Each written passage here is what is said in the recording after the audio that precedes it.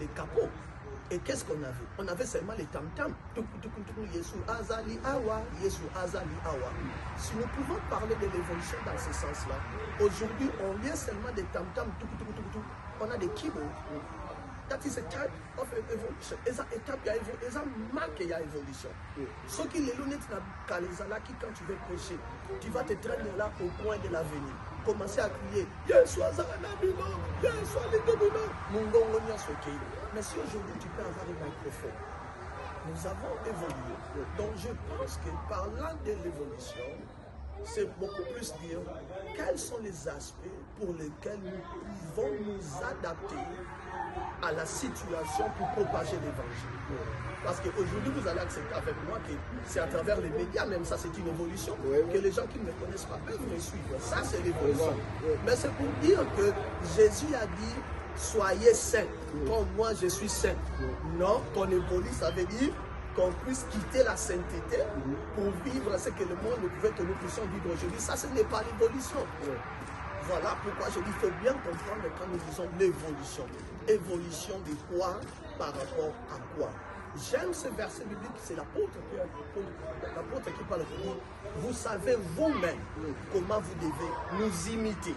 Donc il y a des choses pour lesquelles mon frère est malade, je ne sais pas l'atteindre, mais si je peux appeler, malgré que je suis un médecin, je suis un pasteur, au téléphone, et prier pour lui pour qu'il soit guéri, c'est important. Je n'ai pas peut-être le handkerchief full of power, là il faut apôtre Paul, mais je prie et la personne guérit. Ça c'est aussi un modèle d'évolution.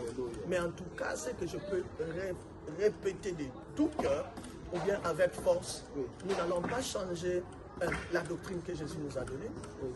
Quand Jésus nous a dit, soyez saints, nous avons évolué. Nous, la Bible dit, priez. Men always ought to pray and not faint. L'homme doit toujours prier et ne pas se relâcher. Parce que nous avons évolué, nous avons déjà des voitures. Non, tu dis seulement, merci Jésus, tu finis. Non.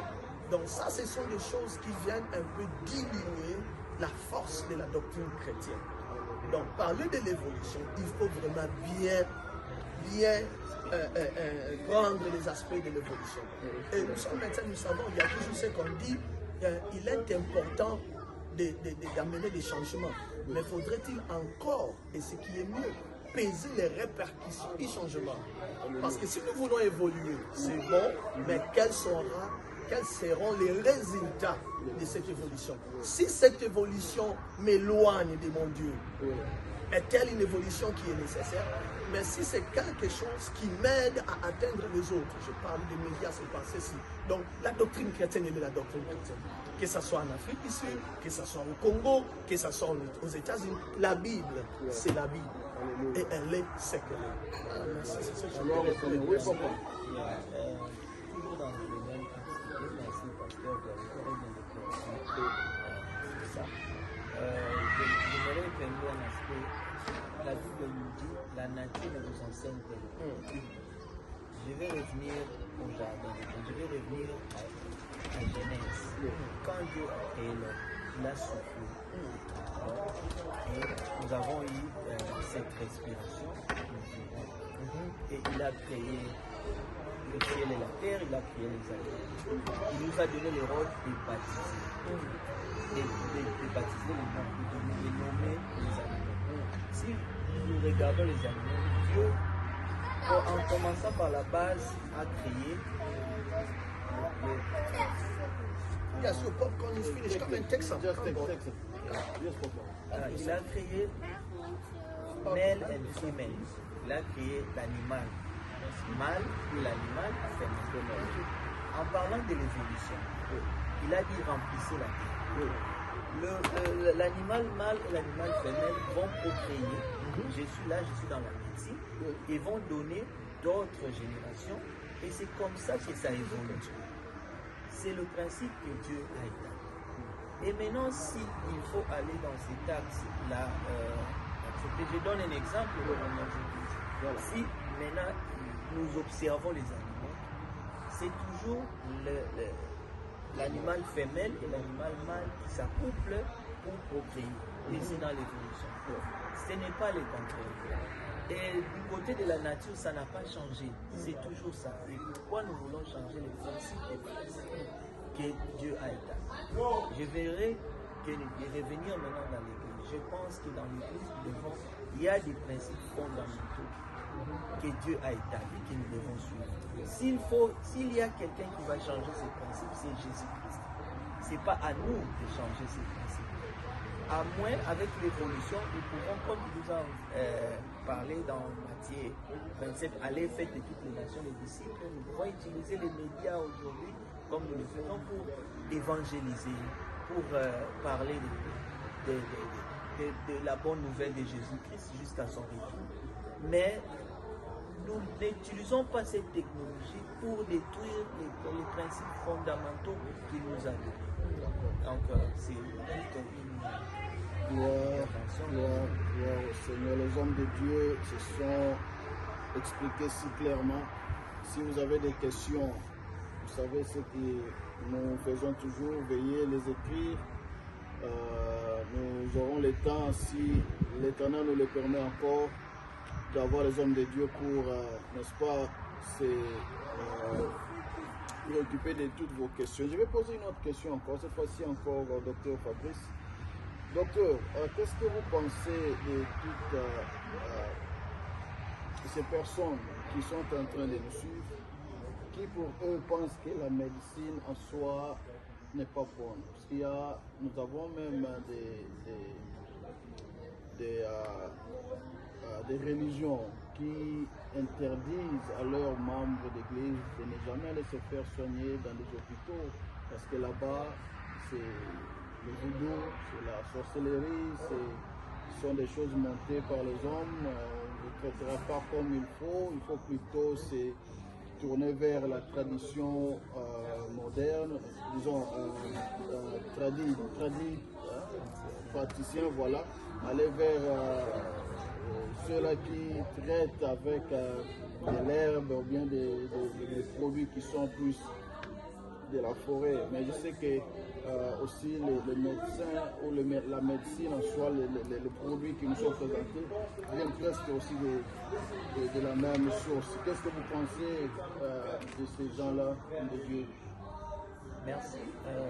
J'aimerais m'adresser à tout le monde qui me suit, tout celui qui a cette opinion-là, de me suivre attentivement. La médecine, à 99%, s'est inspirée de la nature, même comme la médecine traditionnelle. Qu'est-ce que la médecine fait?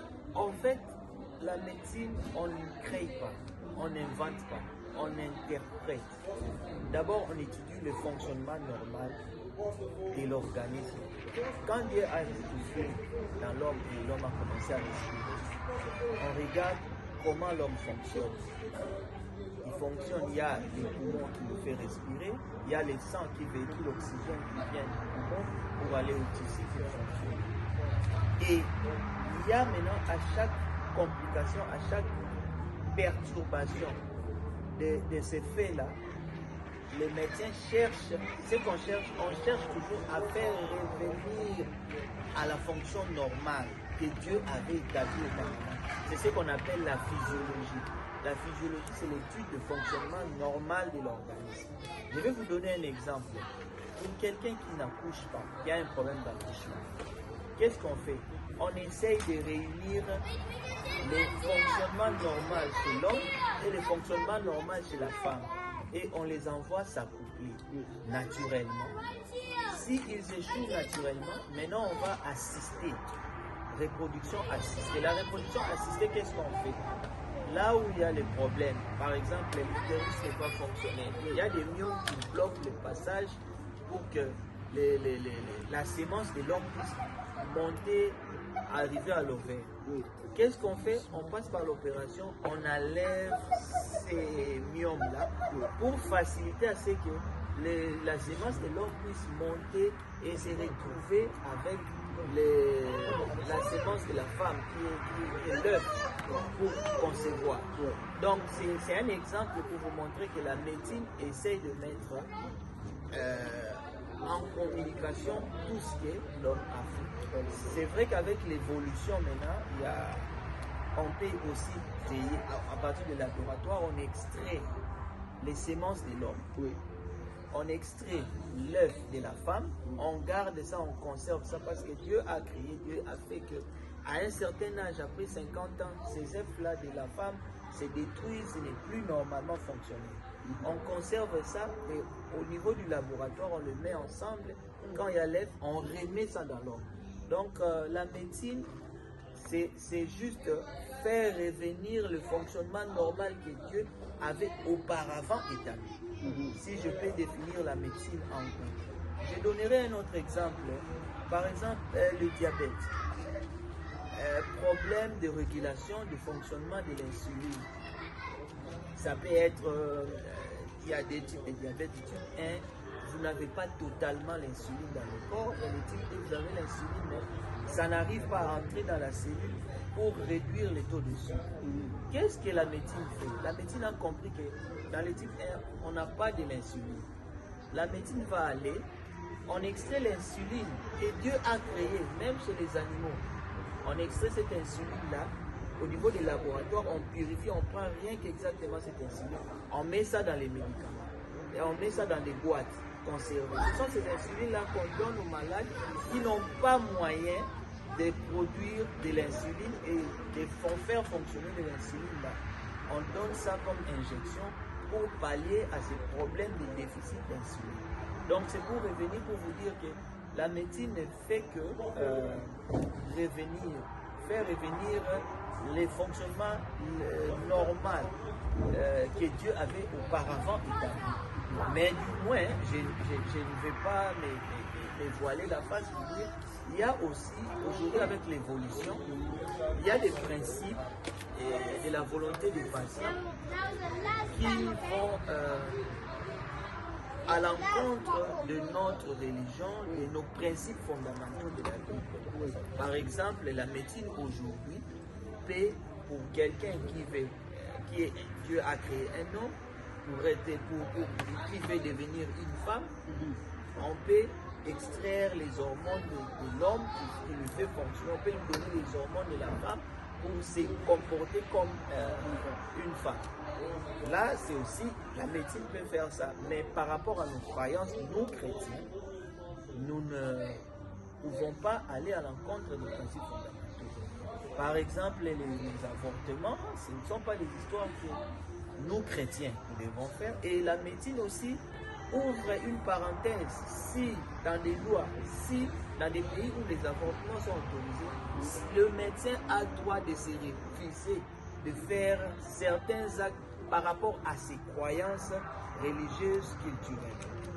Un pasteur peut être un médecin, tu viens chez lui, je vais faire un avortement, il te dit, moi je ne le fais pas par rapport à mes croyances, et la loi nous autorise ça.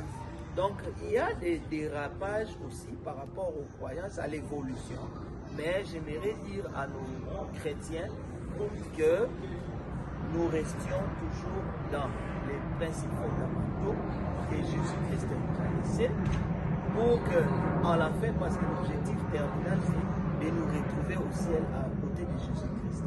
Gloire à Dieu. Merci beaucoup. Merci, docteur. Je suis très béni quand j'écoute Dr. Fabrice en train de nous expliquer.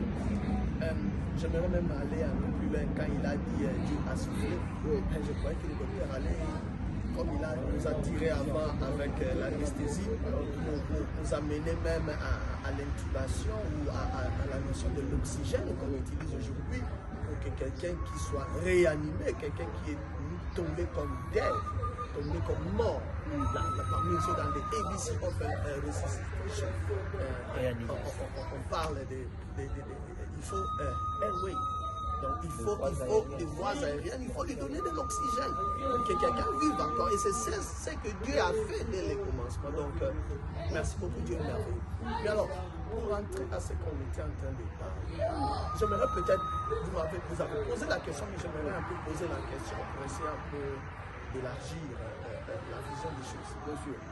Y a-t-il une raison particulière qui pousse à ces gens-là de dire aux membres de ne pas aller voir le médecin, ou bien de ne pas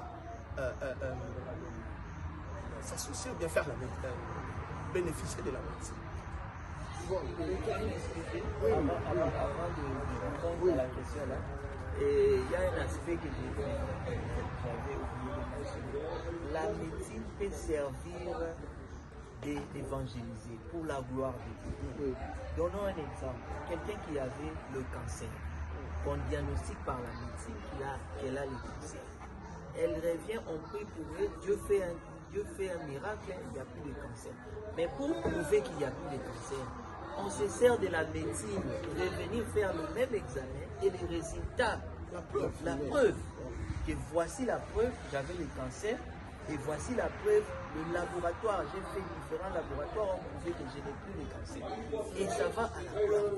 Donc la médecine peut servir aussi pour rendre gloire à Dieu et évangéliser. Merci. Si je peux encore dire une chose, j'ai posé ma question pour qu'on puisse continuer. Je me pose une question. Quand nos mamans doivent accoucher, elles accouchent seules ou bien quelqu'un les aide à accoucher? Si vous avez à côté de vous à l'église quelqu'un qui aide cette maman à accoucher à tout moment, cette maman sera en train de pratiquer quoi? Est-ce qu'on peut donner la réponse? On va l'appeler comment? Cette maman qui va aider ta femme à accoucher, une autre femme à l'église veut accoucher, on l'amène chez une maman. Une autre femme veut accoucher, on l'amène chez une maman. Cette maman-là qui a la notion d'aider les femmes à accoucher. Quel est le travail qu'elle fait? Et apôtre, qu'est-ce que la Bible nous dit? À la foi, ajouter la science. Et à la science, et à la connaissance. Donc, ouais, c'est ça. Hosanna, Hosanna. Je suis sûr que vous êtes bénis partout où vous êtes en train de nous suivre. Nous sommes petit à petit en train de tendre vers l'aéroport de cette émission. Nous allons chuter très bientôt.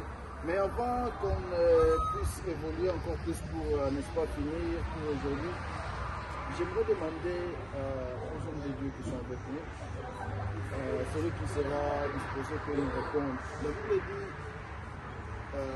Dieu ne peut faire chemin ensemble s'ils ne s'accordent. Qu'est-ce que vous pensez sur la façon dont la médecine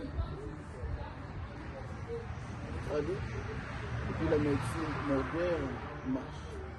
Est-ce que les deux vont-ils dans la même direction ou sont-ils en train de partir ou de marcher dans des sens contraires? Parce que nous voyons dans les réactions, même dans la façon de penser de beaucoup de ceux qui sont en train de nous suivre, qu'il y a toujours des divergences. Mais pendant que nous savons que le but pour ces deux est de guérir, d'apporter un assouplissement ou bien un état de bien-être à toute personne qui s'approche pour les consulter. Parce que vous pensez que les deux doivent être ensemble ou bien ce sont deux entités qui se combattent soit?